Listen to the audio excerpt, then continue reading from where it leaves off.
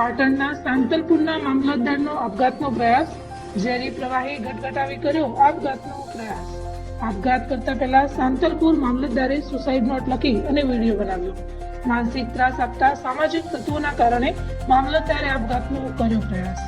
મામલતદારને પાલનપુરની માવજત હોસ્પિટલમાં સારવાર અર્થે ખસેડાયા, જ્યાં હાલત ગંભીર.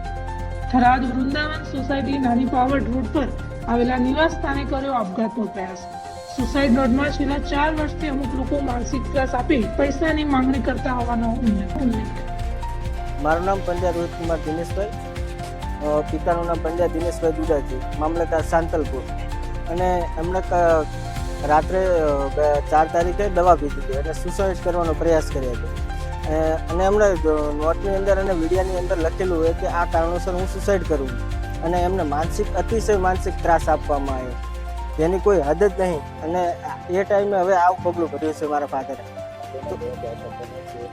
એ એમને ચિઠ્ઠીમાં 4-5 નામ લખ્યા છે: અનિલભાઈ, તુલસીભાઈ ગોહિલ, આસારામભાઈ મહારાજ, અને બીજા એમના મોબાઈલ નંબર. અને જે સમયે એમને ફોન કરીને ધમકાયા, કોક કિરણ કરીને નામ હતું, અને 6:15, 6:30 કે એવા ટાઈમિંગ હાથે વોટ્સઅપ કોલની અંદર મારા પપ્પાને ધમકાયા.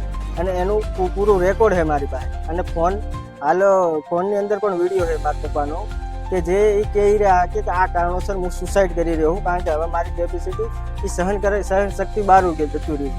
અને પોલીસે ફરિયાદ પણ અને જવાબ પણ લીધા હતા. હોસ્પિટલમાં આવીને મારા ફાધરનો જવાબ લીધો, ઘરે આવીને પણ પંચનામું કર્યું, મારો જવાબ લીધો, પણ કાર્યવાહી હજી જુએ એટલી થઈ નહીં. મારે સાહેબ એમને FIR નોંધાઈને એમને અંદર કરો સાહેબ, બીજી વાત છોડો. પોલીસે નિવેદન લીધું કે કઈ રીતની ઘટના બની, ઘર ચેક કર્યું, દવાની બાટલી, આ તે બીજું બધું. અને SP સાહેબને અને થરાદ PI સાહેબને અને અધ્યક્ષ સાહેબને મારી નમ્ર વિનંતી છે કે આ ઘટનાની પૂરેપૂરી જાંચ કરે અને ગુનેગારોને સજા આપે.